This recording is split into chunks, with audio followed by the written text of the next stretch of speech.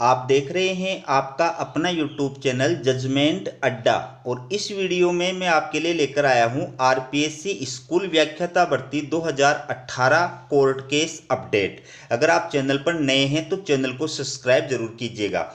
चलिए वीडियो की शुरुआत करते हैं। ये आप देखिए, राजस्थान लोक सेवा आयोग अजमेर के द्वारा ये अभी यानी 19 मार्च 2024 को कोर्ट के आदेश से और कुछ अभ्यर्थियों का रिजल्ट जारी किया है। ठीक है, तो ये रिजल्ट जो है मैं आपको बताऊं उससे पहले मैं आपको ये बता देना चाहता हूं कि आरपीएससी के द्वारा जो संस्कृत शिक्षा विभाग स्कूल व्याख्याता भर्ती 2022 का आयोजन किया गया था, उसमें आरपीएससी ने हिंदी और एग्रीकल्चर इन दो विषयों का आरपीएससी के द्वारा प्रीएम्बल रिजल्ट जो है वो जारी कर दिया गया है।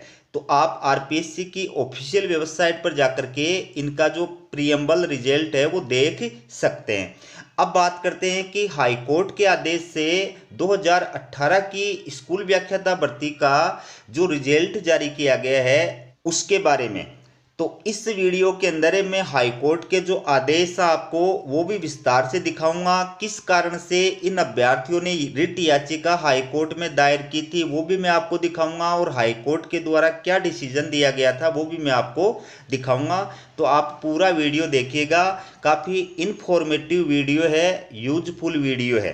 देखिए आगे, माध्यमिक शिक्षा विभाग हेतु आयोजित प्राध्यापक कृषि स्कूल शिक्षा प्रतियोगी परीक्षा 2018 के संबंध में माननीय राजस्थान उच्च न्यायालय जोधपुर द्वारा एसबी सिविल रिट याचिका संख्या 5684/2023 में पारित आदेश दिनांक 19 नवंबर 2023 तथा माननीय राजस्थान उच्च न्यायालय जोधपुर द्वारा एसबी सिविल रिट याचिका संख्या 3577/2022 में पारित आदेश दिनांक 11 जनवरी 2023 की पालना में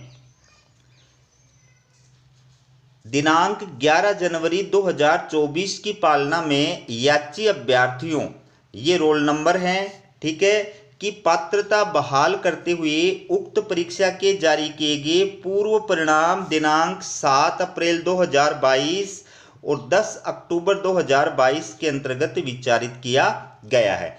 तो ये दो अभ्यर्थी थे, एक के द्वारा जो है इस रिट याचिका संख्या के नाम से जोधपुर हाईकोर्ट की एकल पीठ के अंदर रिट याचिका दायर की थी, जिसने जो है 11 नवंबर 2023 को आदेश जारी किया था, और दूसरा अभ्यर्थी था उसके द्वारा ही जोधपुर हाईकोर्ट के अंदर रिट याचिका दायर की थी। ठीक है, ये रिट याचिका संख्या है। तो इसकी सुनवाई करते हुए माननीय जोधपुर हाईकोर्ट के द्वारा 11 जनवरी 2024 को आदेश जारी किया था। तो आरपीएससी ने इन दोनों याचिकाओं के दौरान हाईकोर्ट के द्वारा जो आदेश दिया गया है उसकी पालना करते हुए इन अभ्यर्थियों को जो है प्रोविजनल रिजल्ट के अंदर शामिल किया गया है। आरपीएससी के द्वारा इस भर्ती का जो पहले रिजल्ट जारी किया गया था 7 अप्रैल 2022 को और 6 अक्टूबर 2022 को, इसके अंतर्गत इन अभ्यर्थियों को भी विचारित सूची में शामिल किया गया है। तो आप देख सकते हैं, उपरोक्तानुसार याची अभ्यर्थियों को प्राप्तांकों के आधार पर विचारित किए जाने तथा उक्त परिणामों के अंतर्गत याची अभ्यर्थी हेतु रिक्त रखे गए पद के विरुद्ध निम्नलिखित अभ्यर्थियों को मुख्य सूची में निम्नानुसार प्रतिस्थापित किया जाता है। तो हाईकोर्ट के आदेश से जो प्रोविजनल लिस्ट जो है, मेन लिस्ट और वेटिंग लिस्ट जो जारी की गई है, उसके अंदर एक अभ्यर्थी जो है वो और शामिल हो गया है। ये जो अभ्यर्थी है ये हाईकोर्ट के आदेश से मेरिट लिस्ट में शामिल हुआ है, ये इसके मेरिट क्रमांक है, और ये अभ्यर्थी जो है वैसे अपने आप जो है मेरिट लिस्ट के अंदर शामिल हुआ है। अब इसके अंदर याची अभ्यर्थी रोल नंबर, ये जो रोल नंबर हैं इनके जो प्राप्तांक थे वो इसकी खुद की जो कैटेगरी थी उस कैटेगरी के जो कट ऑफ मार्क्स थे उतने कट ऑफ मार्क्स इसके नहीं बन रहे हैं। उस वजह से न तो इसको मेरिट सूची के अंदर शामिल किया गया है, न इसको वेटिंग लिस्ट के अंदर आरक्षित सूची के अंदर शामिल किया गया है। ठीक है, तो ये जो मामला है 2018 की भर्ती का, इस मामले के अंदर हाईकोर्ट के द्वारा 11 जनवरी 2024 को क्या डिसीजन दिया गया था, क्यों अभ्यर्थियों के द्वारा रिट याचिकाएं दायर की गई थी, वो अब आप देखिए। ये आप देखिए, high court of judiciary for Rajasthan at Jodhpur, ठीक है। और ये SB civil writ petition number 3577/2022। ये जो याचिकाकर्ता हैं, पिटिशनर हैं, ये हैं आज़ाद कुमार। तो इन्होंने राजस्थान लोक सेवा आयोग के चेयरमैन को पार्टी बनाया है, राजस्थान लोक सेवा आयोग के सेक्रेटरी को पार्टी बनाया है, और डायरेक्टर सेकेंडरी एजुकेशन बीकानेर को पार्टी बनाया है। तो इस मामले की सुनवाई करते हुए माननीय न्यायाधीश जो थे जोधपुर हाई कोर्ट के, honourable mister justice Arun Moga, उन्होंने 11 जनवरी 2024 को ऑर्डर पारित किया था। और ये जो ऑर्डर था वो क्या है, आपके सामने है। मैं आपको हिंदी के अंदर ये बता रहा हूँ कि हाई कोर्ट जोधपुर के द्वारा SB civil writ petition number 10/420/2021, ये जो केस था रीता अंकिया बनाम राजस्थान लोक सेवा आयोग। तो इस मामले पर, इस याचिका पर, रीता अंकिया की याचिका पर सुनवाई करते हुए माननीय जोधपुर हाई कोर्ट के द्वारा 3 अगस्त 2022 को जो डिसीजन दिया गया था, ठीक है, उसी डिसीजन को, उसी फैसले को इस याचिकाकर्ता के ऊपर भी लागू किया जाता है। यानी याचिकाकर्ता आज़ाद कुमार के फैसले का, याचिका का जो निपटारा है वो किस फैसले के आधार पर हाईकोर्ट ने किया है, रीता अंकिया बनाम राजस्थान लोक सेवा आयोग के अंदर जो डिसीजन दिया गया था उसके आधार पर ही इस अभ्यर्थी की याचिका का भी निपटारा किया गया है। और ये कहा है कि उसके अंदर जो फैसला दिया गया था वो फैसला इसके ऊपर भी लागू होता है और इसके अकॉर्डिंग इस याचिका का निपटारा किया जाता है। तो रीता अंकिया बनाम राजस्थान लोक सेवा आयोग के मामले में जोधपुर हाई कोर्ट के द्वारा क्या जो है डिसीजन दिया गया था और इसमें याचिका क्यों दायर की गई थी, वो पूरी आप डिटेल से देखिए। ये आप देखिए, high court of judiciary for Rajasthan at Jodhpur, SB civil writ petition number 10/420/2021।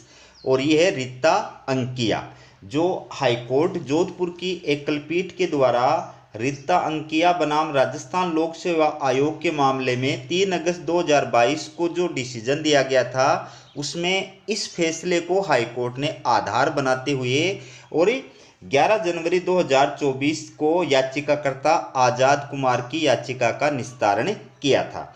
तो ये जो याचिकाकर्ता है रीता अंकिया, ठीक है, इन्होंने भी राजस्थान लोक सेवा आयोग के चेयरमैन और राजस्थान लोक सेवा आयोग के सेक्रेटरी और डायरेक्टर सेकेंडरी एजुकेशन बीकानेर, इनको जो है उत्तरदाता बनाया था, पार्टी बनाया था।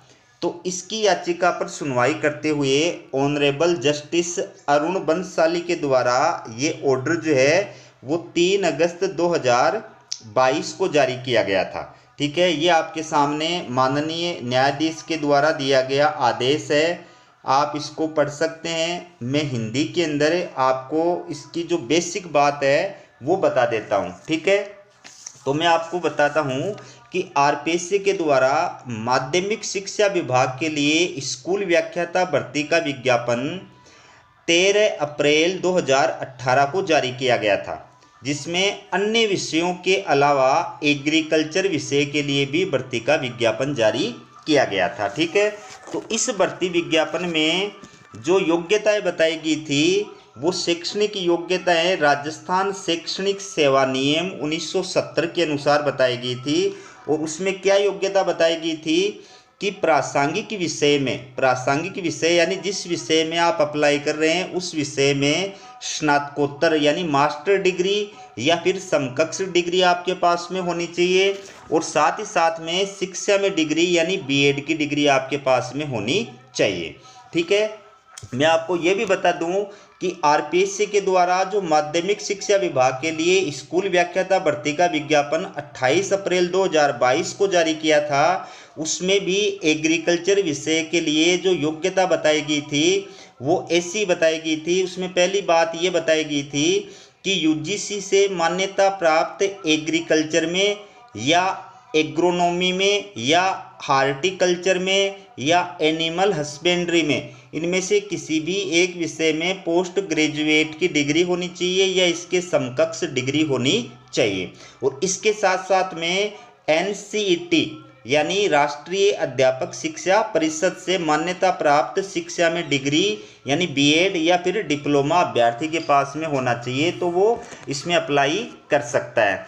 तो अभ्यर्थी जो था उसके द्वारा ये रिट याचिका क्यों दायर की गई थी कि RPSC के द्वारा इस भर्ती परीक्षा के अंदर इस अभ्यर्थी ने अप्लाई किया था, ये अभ्यर्थी भर्ती परीक्षा के अंदर पास भी हो गया था, उत्तीर्ण भी हो गया था और अस्थायी मेरिट लिस्ट के अंदर भी शामिल हो गया था। इसके कट ऑफ मार्क्स भी जो है अधिक थे, ठीक है। लेकिन RPSC ने क्या किया था कि अस्थायी मेरिट लिस्ट में आने के बाद भी काउंसलिंग के दौरान इस अभ्यर्थी को भर्ती परीक्षा के लिए अयोग्य घोषित कर दिया। और RPSC ने इसका कारण जो बताया वो क्या बताया कि उसने एग्रीकल्चर से BSc नहीं की है, यानी उसकी BSc में एग्रीकल्चर विषय नहीं था, इस वजह से वो इस पद के लिए अयोग्य है, अपात्र है। तो याचिकाकर्ता के द्वारा इसके पश्चात हाई कोर्ट के अंदर ये रिट याचिका जो है वो दायर की गई थी और ये मांग की गई थी कि RPSC के द्वारा जो भर्ती के अंदर विज्ञापन जारी किया गया था उसमें जो योग्यता बताई गई थी वो योग्यता मैं धारण करता हूँ, मेरे पास में वो योग्यता है, मैं मेरिट के अंदर भी आया हूँ, उसके बावजूद भी मेरे को जो है काउंसलिंग के दौरान भर्ती के लिए अयोग्य घोषित कर दिया गया है। तो हाईकोर्ट ने इस मामले में सुनवाई करते हुए और क्या कहा, RPSC को आदेश जारी किया। तो RPSC ने निदेशक माध्यमिक शिक्षा बीकानेर से इस बारे में राय ली। निदेशक माध्यमिक शिक्षा बीकानेर ने विशेषज्ञों से इस बारे में राय ली और राय लेकर के 14 जुलाई 2021 को, आपके सामने स्क्रीन पे डेट लिखी हुई है, 14 जुलाई 2021 को अपनी राय जो प्रदान की RPSC को, उसमें प्रार्थी को जो है अयोग्य घोषित कर दिया। ये माध्यमिक शिक्षा निदेशक बीकानेर के द्वारा दी गई राय है कि यदि अभ्यर्थी कृषि में स्नातक नहीं है तो अभ्यर्थी द्वारा अर्जित अधिस्नातक की योग्यता का पाठ्यक्रम कृषि अधिस्नातक के समकक्ष नहीं है, अतः वह अपात्र है। यानी उसके BSc में यानी UG में एग्रीकल्चर विषय नहीं है, इस वजह से उसने जो PG की उपाधि प्राप्त की है, स्नातकोत्तर की उपाधि प्राप्त की है, वो कृषि अधिस्नातक के समकक्ष नहीं है, इसलिए वो इस भर्ती परीक्षा के लिए अयोग्य माना जाता है। तो इस मामले पर जब सुनवाई हुई तो याचिकाकर्ता के वकील के द्वारा ये कहा गया कि भर्ती विज्ञापन के अंदर जो शर्तें बताई गई हैं उसमें कहीं पर भी BSc के अंदर एग्रीकल्चर विषय का उल्लेख नहीं किया गया है, या विज्ञापन में कहीं भी ये नहीं कहा गया है कि उसके UG के अंदर एग्रीकल्चर विषय होना चाहिए, ठीक है, पहली बात। दूसरी बात, माध्यमिक शिक्षा निदेशक के द्वारा जो राय भेजी गई है वो राय भी मनमाने तरीके से भेजी गई है, विज्ञापन की शर्तों के आधार पर वो राय प्रस्तुत नहीं की गई है, इसलिए इस राय को स्वीकार नहीं किया जाना चाहिए और मेरे अभ्यर्थी को जो है इस भर्ती प्रक्रिया के अंदर शामिल किया जाना चाहिए। तो याचिकाकर्ता की याचिका को स्वीकार करते हुए हाई कोर्ट के द्वारा ये निर्देश दिया गया, ये आदेश दिया गया कि वह याचिकाकर्ता को नियुक्ति प्रदान करे, ठीक है, और उस तारीख से सभी परिणामों के लाभ उसको प्रदान करे जिस तारीख को उससे नीचे वाले मेरिट के अभ्यर्थी को ज्वाइनिंग प्रदान की गई थी। यानी उसके नीचे वाले अभ्यर्थी को जिस तारीख को ज्वाइनिंग प्रदान की गई थी उसी तारीख से उसकी ज्वाइनिंग मानी जाए और उसको वो सारे लाभ जो उस डेट से प्रदान किए जाने चाहिए, ठीक है। ये हाई कोर्ट के द्वारा आदेश जारी किया गया था, ठीक है। तो ये थी आपके लिए RPSC स्कूल व्याख्याता भर्ती 2018 कोर्ट केस से जुड़ी अपडेट। हमारा वीडियो कैसा लगा कमेंट करके ज़रूर बताइएगा। वीडियो देखने के लिए आप सभी का बहुत बहुत धन्यवाद।